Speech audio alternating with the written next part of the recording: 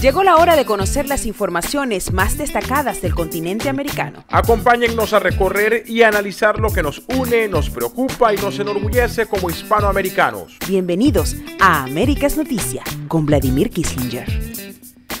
Bien, y ya estamos de vuelta en nuestra segunda parte del programa, aquí corriendo porque finalmente tenemos a José Alberto Gil en nuestro programa, en nuestro estudio, en nuestra edición número 624. José Alberto, bienvenido a tu casa. No, por favor, gracias a ti, Vladimir, y un saludo a todos los oyentes y televidentes de tu programa. Te cuento que América la gente está muy contenta por tenerte acá en una tercera oportunidad y ya de una vez voy a aprovechar de comprometerte ante toda nuestra gente. No, yo ¿Vas a encantado acompañarnos de la vida. todos los martes? Sí, yo encantado de la vida, mientras me acepten aquí en tu casa. Ah, bueno, pues por supuesto, siempre bienvenido. Por Ustedes favor. también agradecerles el estar con nosotros en esta segunda parte del programa. Saludos rápidamente.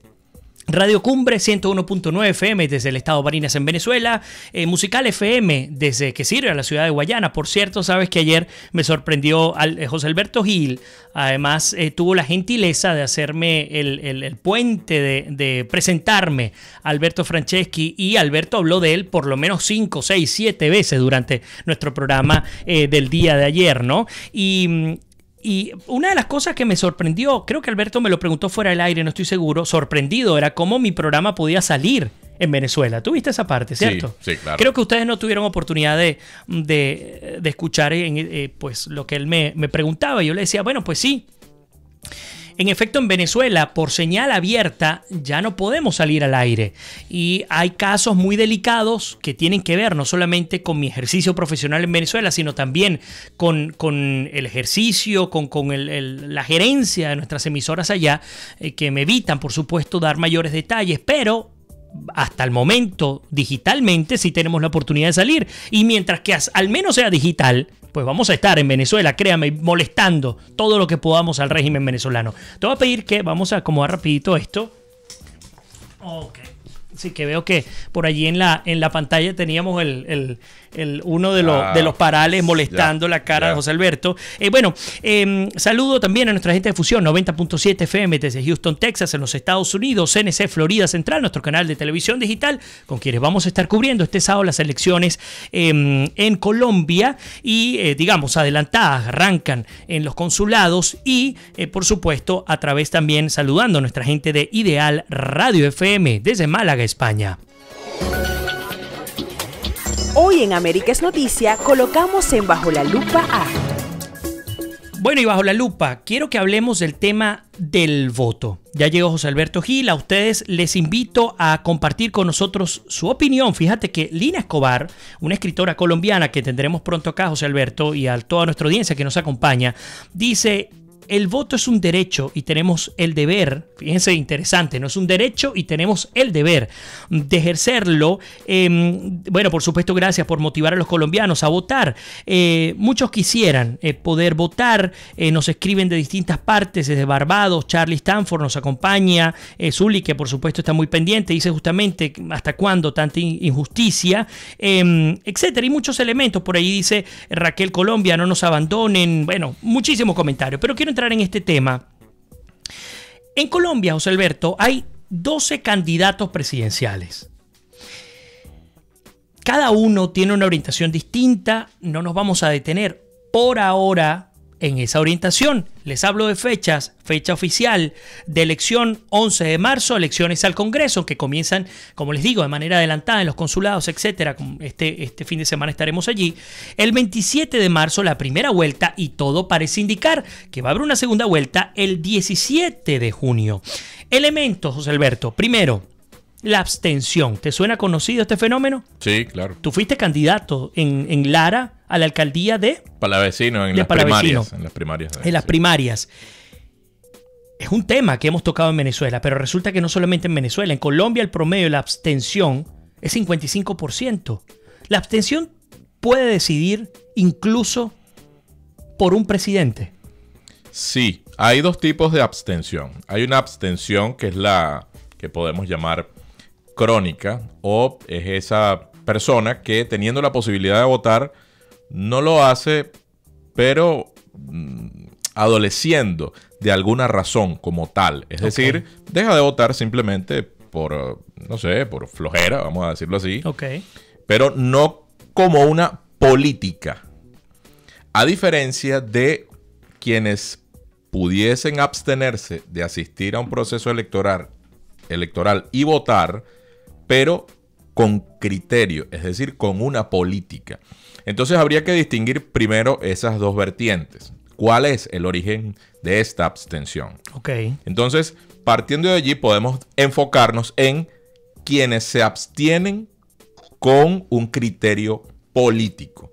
Entonces, bueno, habría que discernir entre esas dos cosas en principio. No quiero, por supuesto, que ahondemos muchísimo en las razones de fondo en términos de Colombia, ¿no? Porque, bueno, necesitamos estudiar mucho el tema. Sí, claro. Pero, por ejemplo, en el acuerdo de paz, que tú lo conoces, refrendado por la FARC y por el gobierno de Santos, fue un acuerdo en el cual perdió, digamos, legitimidad aquel 2 de octubre cuando el pueblo salió diciendo, hey, nosotros no estamos de acuerdo con ese tratado de paz.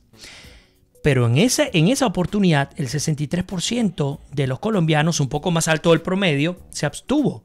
¿Crees que pudo haber algo de abstención como vía política, que era lo que estabas comentando, la segunda opción de la abstención? Sí, seguro hay de ambos factores, tanto la abstención crónica como la abstención con criterio político. Claro. Y bien probable el hecho de que hayan dejado de asistir aquellos que tuvieron alguna razón política para no asistir obedece al desgaste del sistema, en este caso, del sistema de partidos que cuando hablabas ayer junto con Alberto en el programa y que será un tema recurrente sin duda dentro de nuestras conversaciones, porque cuando hablamos del sistema de partidos hablamos de un sistema en el que son las cúpulas de los partidos, más no los militantes o activistas de a pie, quienes toman las decisiones en torno a lo que será el destino de la nación e incluso del Estado.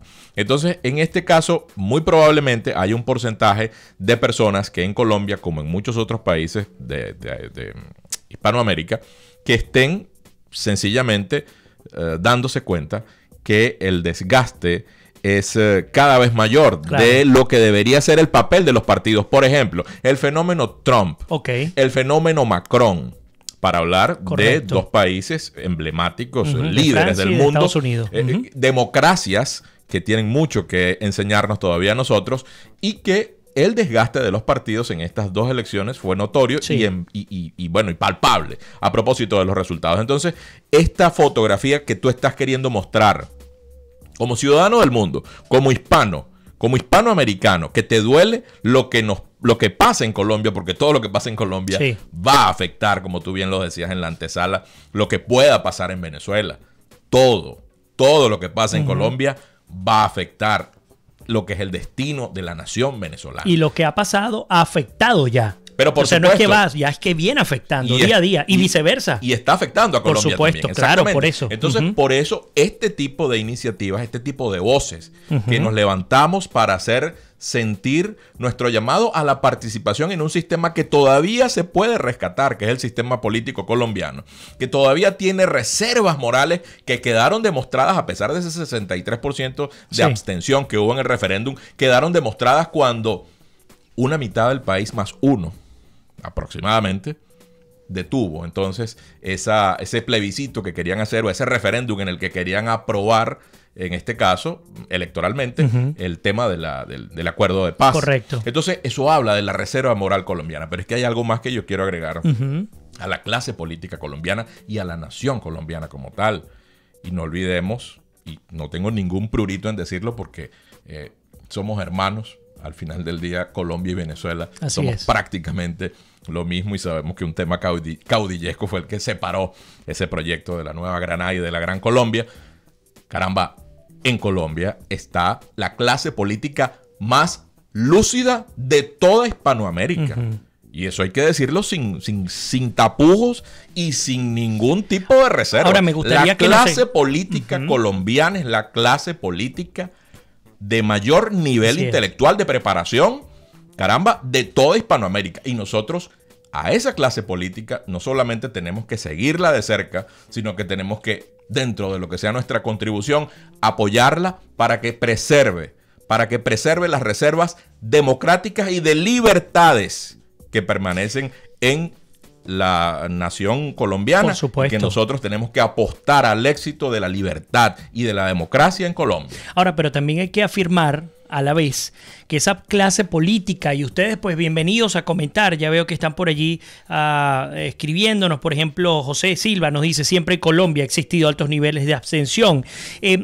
También hay que destacar, José Alberto, que esa clase política ha sido permeada también por grupos de poder vinculados al narcotráfico, a los modelos comunistas continentales, entre otras, digamos, otros actores que la han, digamos, debilitado, a nuestro juicio la ha debilitado.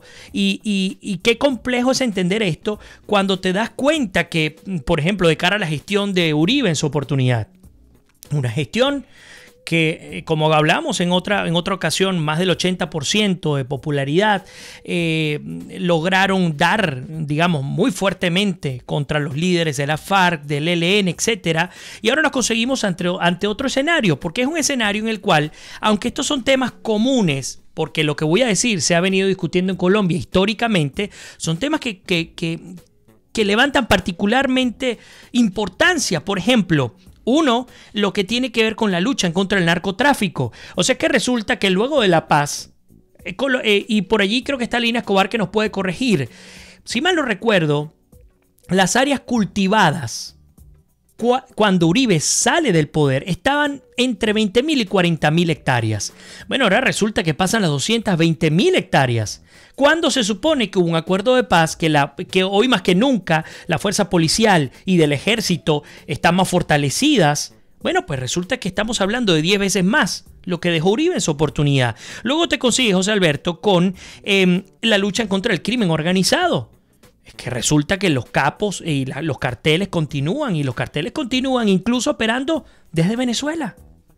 ¿Cómo eso puede afectar? Así como hablamos del narcoestado en Venezuela, ¿cómo esto puede afectar a Colombia y cómo puede afectarnos continentalmente? Ayer, por ejemplo, con Johan Peña hablábamos de los corredores. Y esos corredores de la droga también, por cierto, es que son muchas cosas que tengo en la cabeza, me disculpan. Corredores de la droga que también pasan por Venezuela. Y el último informe de la DEA dice que el 97% de la droga que recibió Estados Unidos en el 2017 vino de Colombia. Pasando, por supuesto, por Venezuela, otros países. Pero sigue llegando de Colombia. Sigue siendo la principal fuente de riqueza.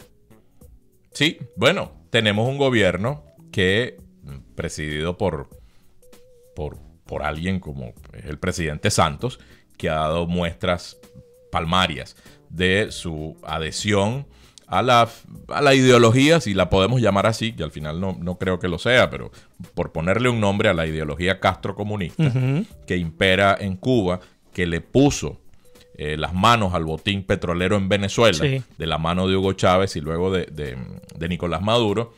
Y caramba, habría que ver cuáles fueron las razones reales para que en el último discurso al lado de Rex Tillerson se pronunciara así el presidente Santos como se pronunció del gobierno venezolano. Caramba, le está explotando en la cara algo que él sabía le iba a explotar, pero que las reservas morales de la nación colombiana son tan grandes que a pesar de toda esa cantidad de cosas que tú tienes señaladas allí, se ha mantenido en pie. El capital está allí. Sigue siendo un faro que alumbra lo que debe ser la libertad y la democracia en esta parte del mundo. Es decir, no te cabe la menor duda referida a que el resultado electoral que se pueda generar el 17 de junio, vamos a una segunda vuelta en Colombia, va a ser determinante para el continente. Sí, totalmente.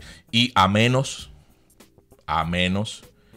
porque sucede y ha sucedido en la historia de la humanidad, que haya la decisión de la ciudadanía colombiana de lanzarse a un suicidio colectivo. Claro.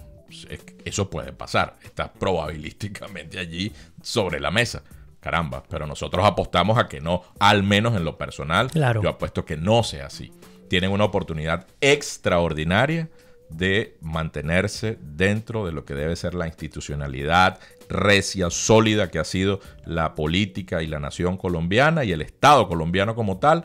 Tienen una oportunidad de oro para resistir a este embate de los malos, de quienes quieren seguir haciendo daño y empobreciendo a esta parte del continente, como lo ha hecho el chavismo, el castrochavismo, madurismo ahora en nuestra patria, y ahora que quieren ponerle la mano también al botín en Colombia, y sería un posicionamiento regional brutal para esta gente si logran entonces ganar los chavistas en Colombia. Estelar. Ahora, José Alberto, tú eres un político de carrera, no tienes 2 días haciendo política, y ahora que estás en Estados Unidos, hemos notado con particular interés tu enfoque en la población hispana.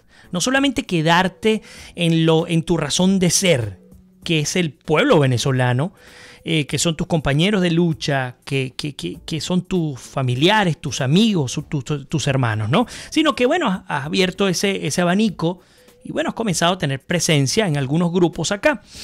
Me pregunto, concreto, ¿sí o no? ¿Votarías el 22 de abril en Venezuela? No. Ok, voy.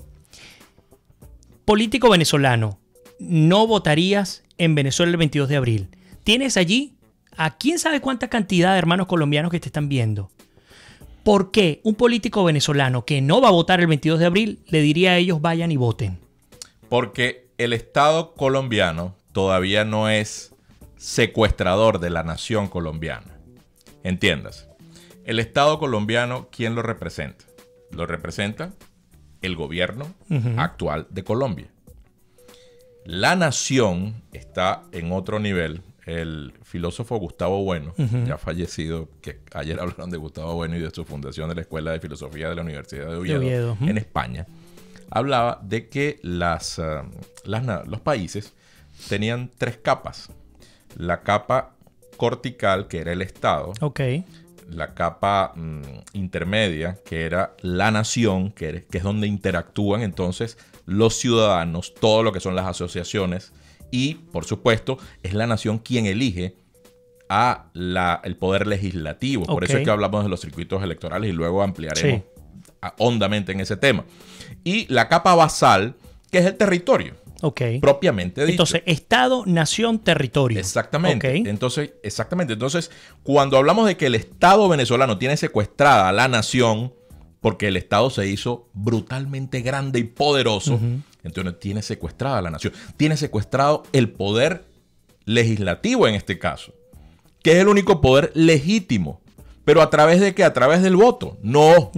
Es a través de la fuerza bruta que le da las armas, que las maneja el Estado. Y los ciudadanos ya no pueden seguir saliendo en Venezuela a las calles a que les metan 4 balazos, porque nadie tiene instinto kamikaze ni suicida para que le metan 4 balazos.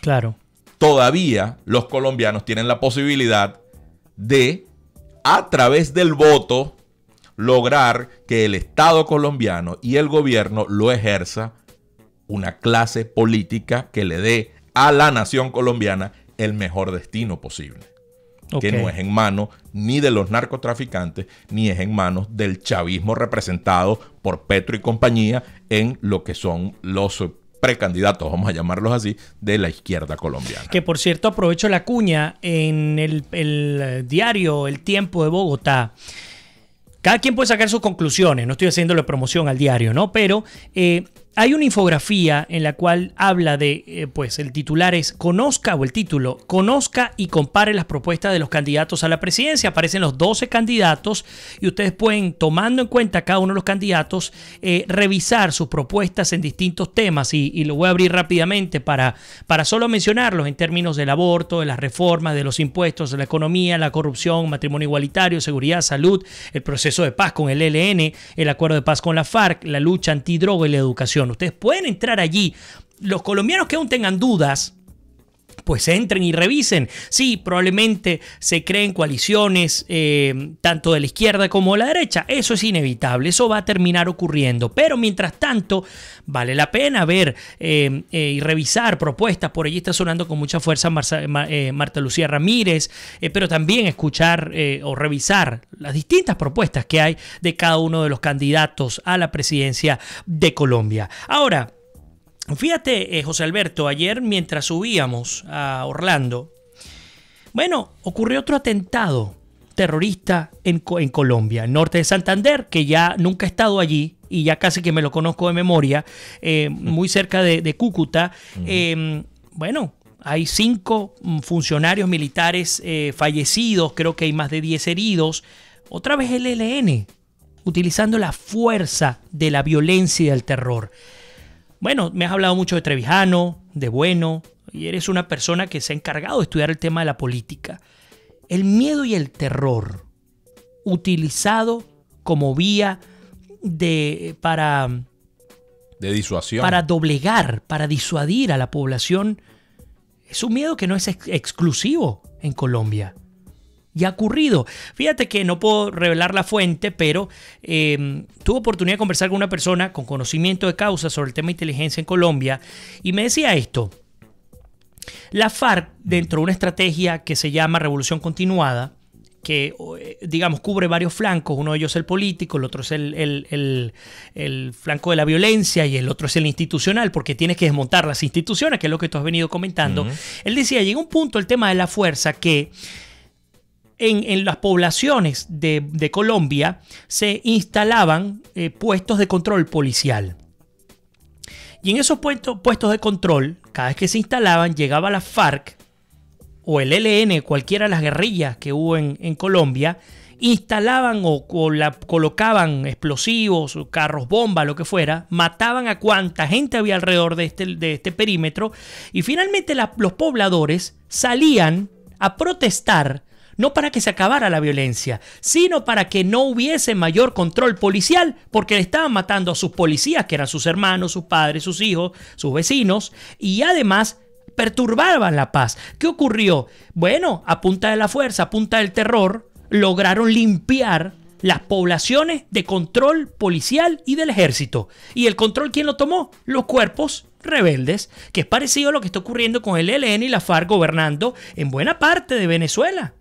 Ahora, ese fenómeno, ¿crees que también pueda influir determinadamente en términos electorales, no solo en Venezuela, sino también en Colombia? Sí, comencemos por el final. Claro, en Colombia, por supuesto, que eso que dices refrenda lo que se tiene entendido, sobre todo por los especialistas en la materia de la seguridad e inteligencia militar, que estos grupos irregulares, ELN, FARC, han logrado tomar el control de la vida cotidiana de la gente de estos poblados. Tú lo describiste magistralmente, pero eso llega más allá, llega al punto de que ahora van a pedirle el voto para los candidatos que domesticó institucionalmente el señor Santos. Entonces, una banda de asesinos que se les desconoce y se olvida toda la cantidad de asesinatos y de actos terroristas que hirieron gravemente a la nación colombiana, ahora son candidatos presidenciales, candidatos a la legislatura. Que solo aporto esto para que tú continúes. Acaban de sacar un reporte. 82.000 personas desaparecidas durante la guerra con estos narcoterroristas, que por cierto nos dice Wilder que no las llamemos guerrillas, que las llamemos como es, narcoterroristas, por fin y al cabo a punta de narco o a punta del terrorismo, no sé cuál de cuál, terminaron pues haciendo del narcotráfico su modo de vida, institucionalizado también en el gobierno, ¿no? Por eso es importante la pregunta que me hacías anteriormente. La gente debe ir a votar, claro.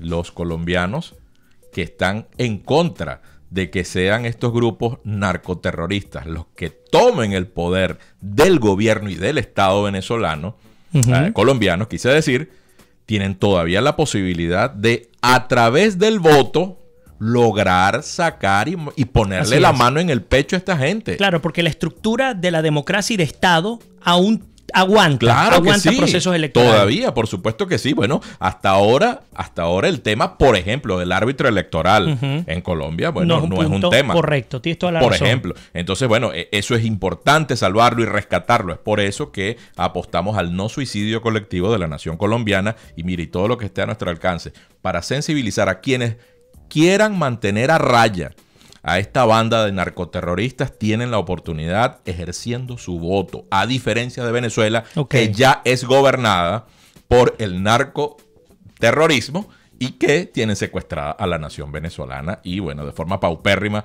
tienen viviendo el día a día el fallecimiento de hermanos venezolanos, de familiares nuestros, Dios los cuide, los que todavía tienen vida, y podamos entonces finalmente rescatarlos de esa barbarie en la que están inmersos. José Alberto, me toca despedirte para nuestras emisoras de radio. Quiero quedarme contigo un rato más y con ustedes. No se vayan. Los que me están acompañando en vivo a través de Facebook Live, no se vayan. Un segundito, vamos a despedir para nuestras emisoras. A ustedes gracias.